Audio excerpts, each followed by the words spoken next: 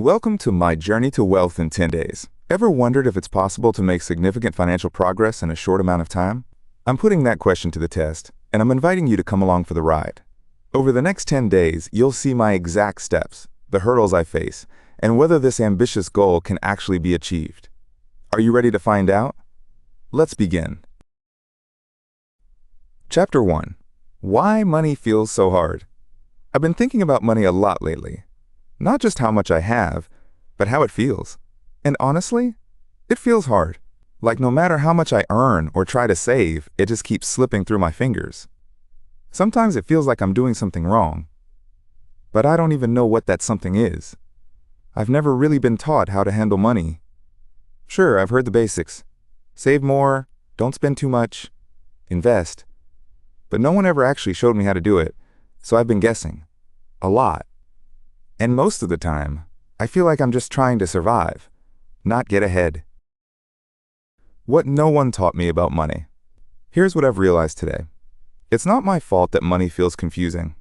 I wasn't taught how to use a credit card the smart way. No one told me how banks quietly charge fees. And investing? That always felt like something only rich people do. But maybe it doesn't have to be that way. Maybe money doesn't have to be scary. Maybe it can actually feel easy.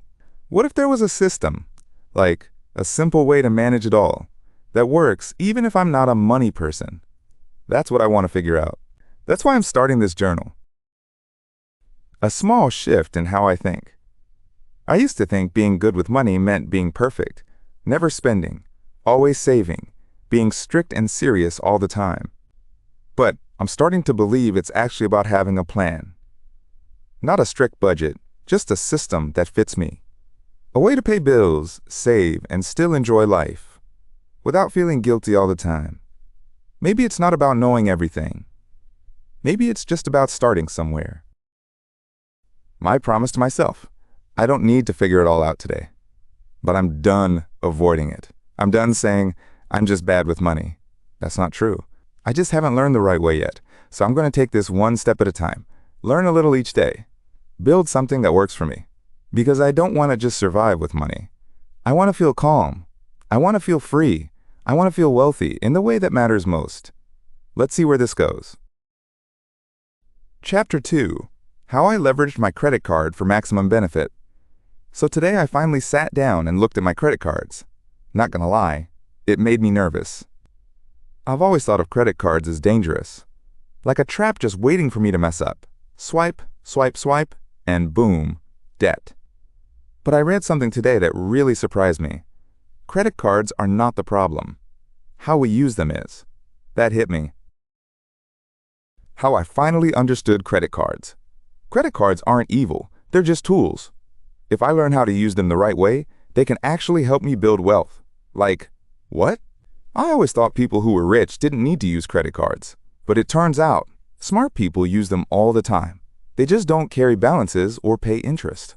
They use their cards to earn rewards, build credit, get extra protection on their purchases, even travel for free. That's wild. I never knew that was possible. My new credit card rules. So I made some rules for myself. Simple ones I can stick to. Always pay it off in full. No exceptions. Set up autopay so I never forget. Only use it for stuff I already buy, like gas, groceries, or Netflix. I don't want to go crazy. I just want to use it the smart way.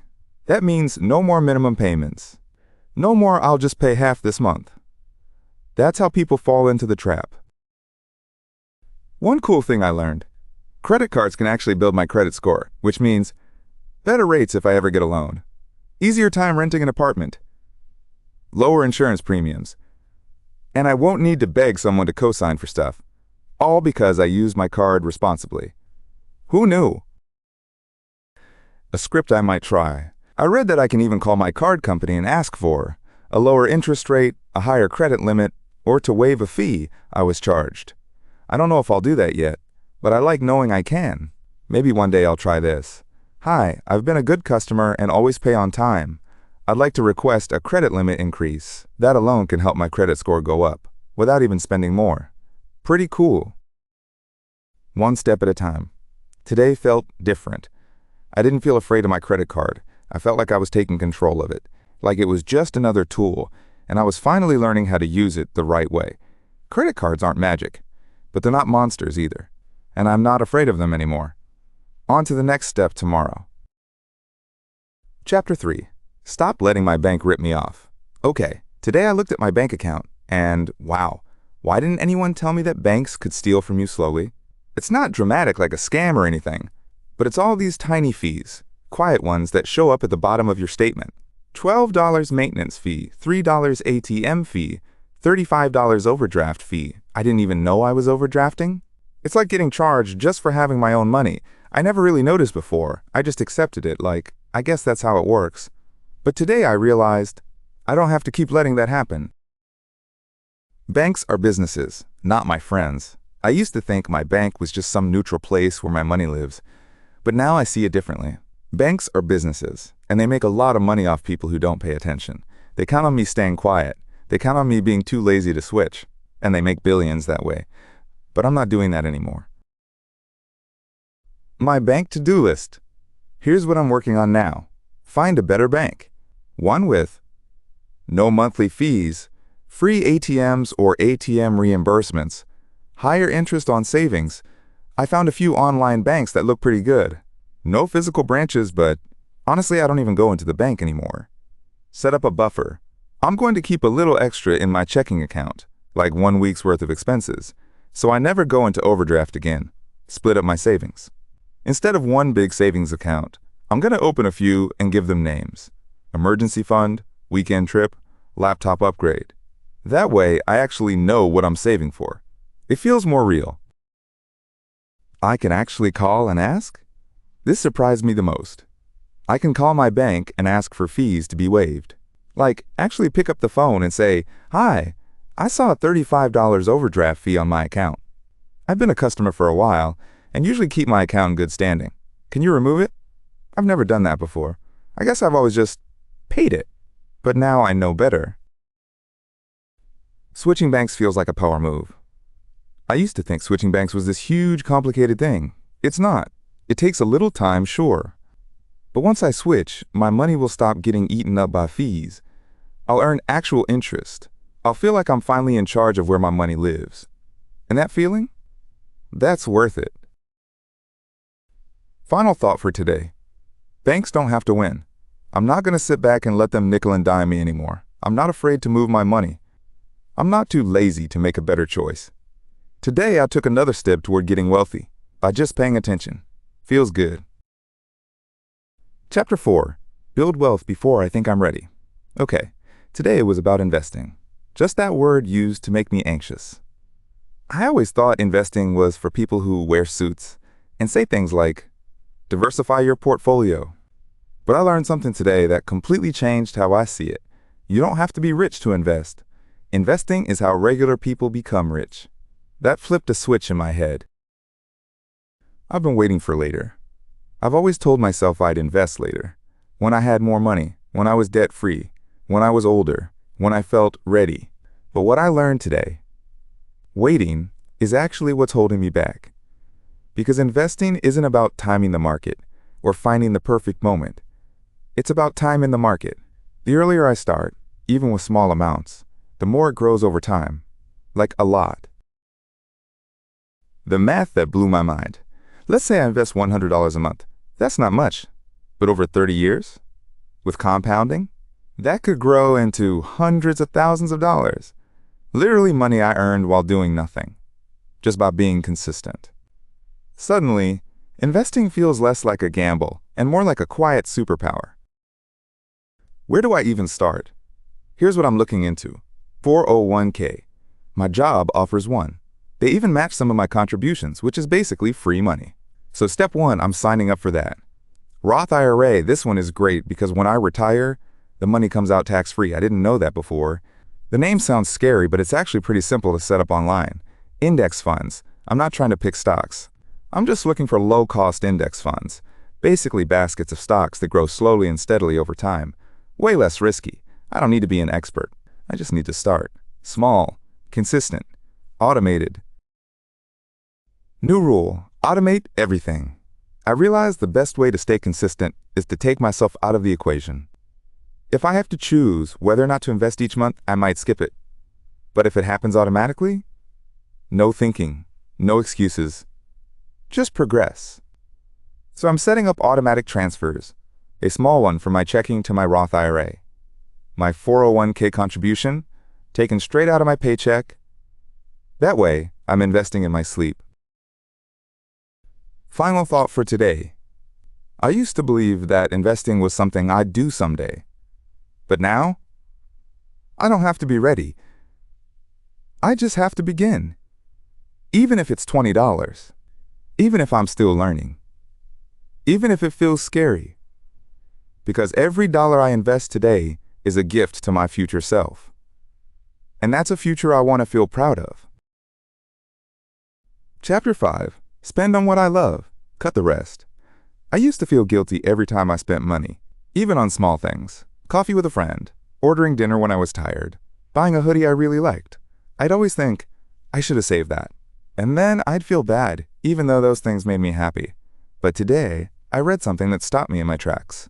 It's not about spending less. It's about spending better.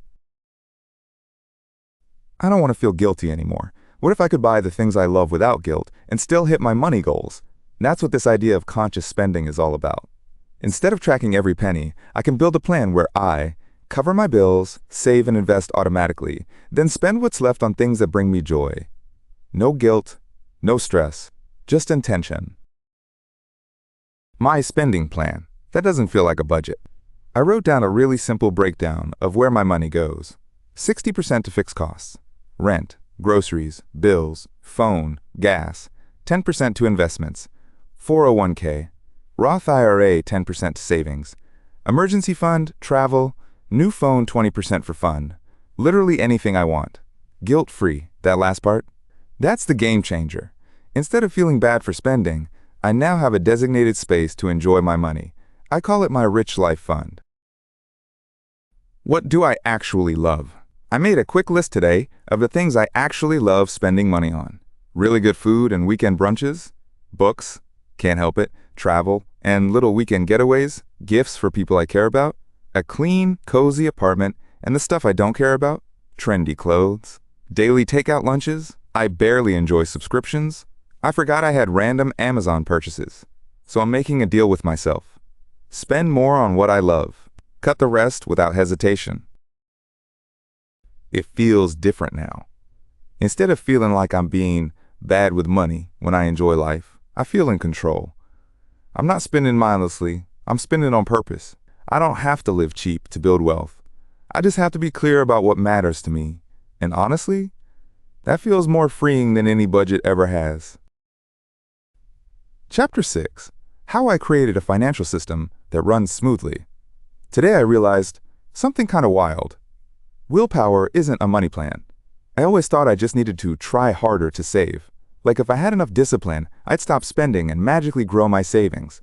But truth is, that almost never works. Some months are good. Others, I forget. Or I get overwhelmed. Then I feel like I'm back at zero again. But today, I found a way to break that cycle. And it's weirdly simple. Automation. The plan. Save without thinking about it. Here's what I'm setting up. My paycheck goes into my checking account, as usual. The next day, money automatically moves to my savings goals, my investments, bills, and subscriptions, then whatever's left. That's mine to spend. Guilt-free. No more trying to remember to move money around. No more panicking when I forget. Just a system that runs on its own, like Autopilot. What I am automating. Here's what I set up today. 1. Automatic transfer to my savings account, $50 every week. One goes to emergency fund, another to weekend trip. 2. Automatic investments, $100 per month into my Roth IRA. This used to sound scary, now it just feels smart. 3. Auto pay for bills, rent, phone, Spotify, internet, all of it.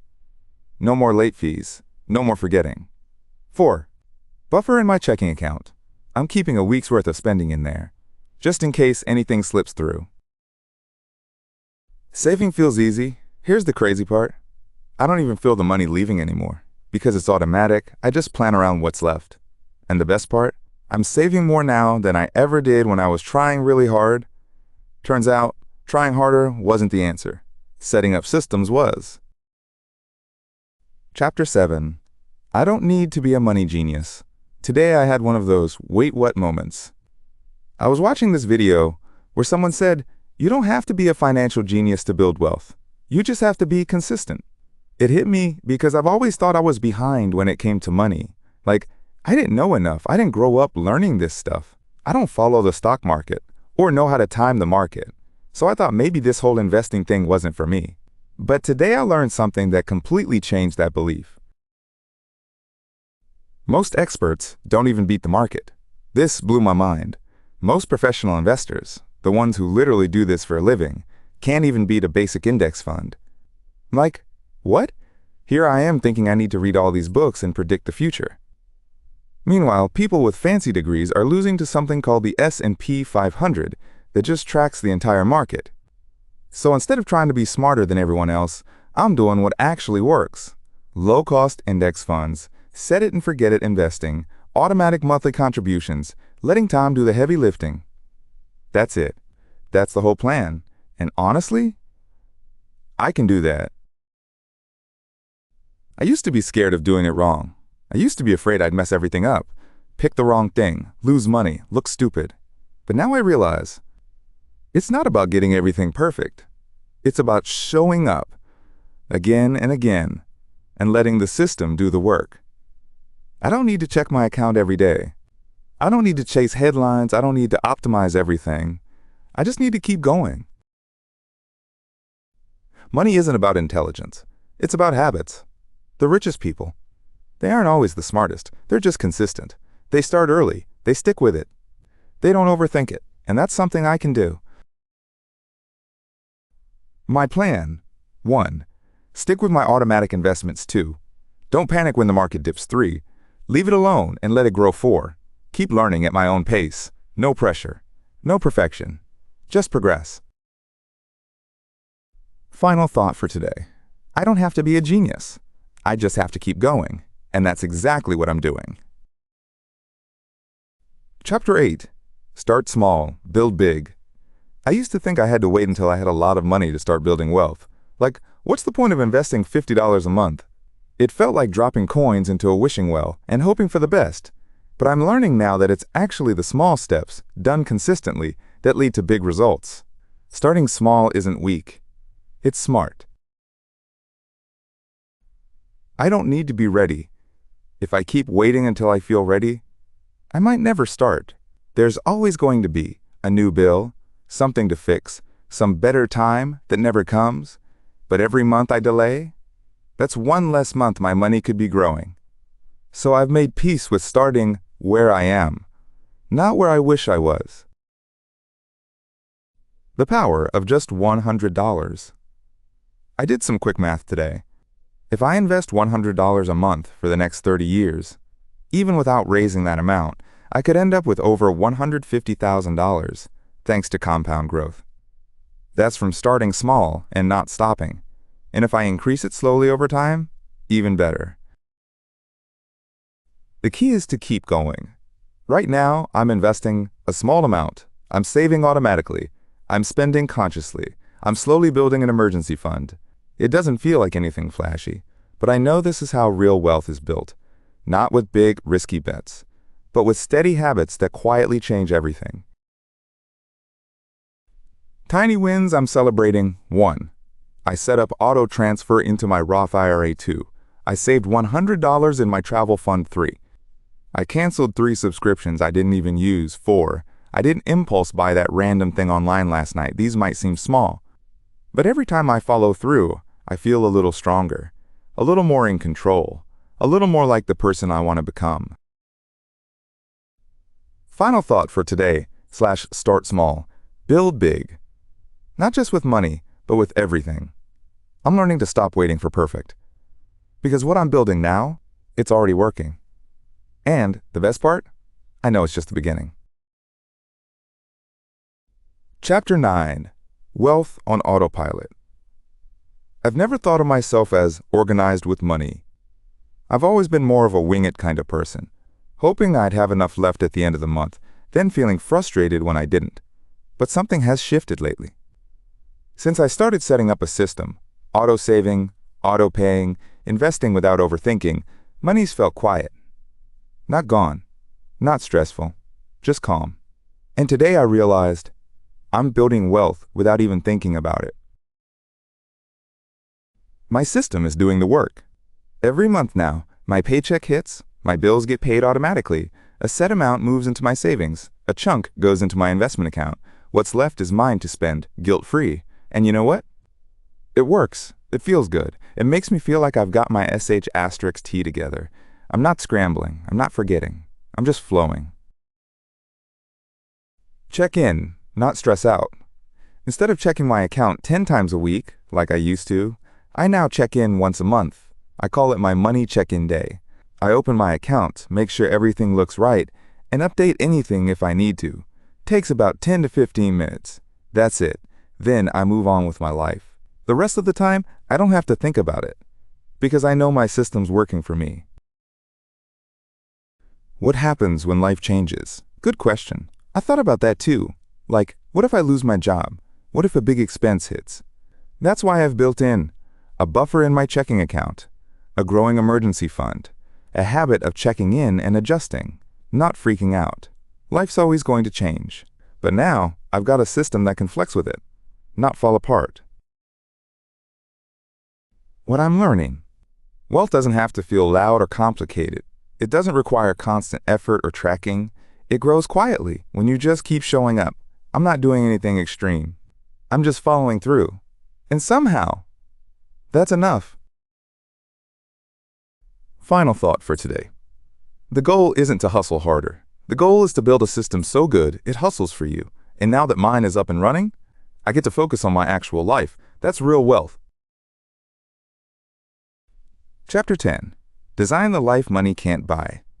It's weird to say this, but for the first time in my life, I feel peaceful about money. Not because I'm rich. Well, not yet. Not because everything's perfect, but because I finally feel like I'm in control. I have a system. I have a plan. I know what my money is doing. And more importantly, I know why I'm doing it. What's it all for? When I started this journey, I thought the goal was to be wealthy. But today I asked myself, what does being wealthy actually mean to me? And the answer surprised me. It's not just about big numbers or luxury. It's about freedom. It's about choices. It's about waking up without stress, doing work I care about, helping people I love, and knowing I'm safe, now and later. That's what I want. That's my rich life. My rich life looks like taking a spontaneous weekend trip without checking my bank app, helping my parents financially without it hurting, buying the good coffee because it makes me happy, having slow mornings instead of rushing out the door, saying yes to things that light me up and no to things that don't, not worrying when something breaks because I've got savings to cover it. It's not flashy. It's just mine. The big shift. I used to think money was a constant battle. Now I see it as a tool I can use to build a life that feels like me, a life I don't need a vacation from, a life that feels calm, intentional, and full. And guess what? I didn't get here by being perfect. I got here by starting. Small steps, messy days, trying again, tweaking things, and keeping it simple. If you're still reading this whole journal started as a way to figure out my money, but it's turned into something more. It became a reminder that I'm allowed to live better, that I'm allowed to have dreams, that I'm allowed to enjoy what I've worked for, not just survive. So if you're still here, still figuring it out like me, here's what I'll say. Start where you are, use what you have, build as you go, don't wait to be ready. You deserve a rich life, whatever that looks like for you, and you can absolutely create it. Let's make you wealthy? Yeah. Let's make you free. Let's make you calm. Let's make you you, but better. Let's go. Thank you so much for being a part of my journey to wealth in 10 days. It's been a blast sharing this with you. If you're keen to see what's next and want more content like this, make sure to subscribe to stay updated. And please drop a comment. I'm always looking for ideas and feedback from you all.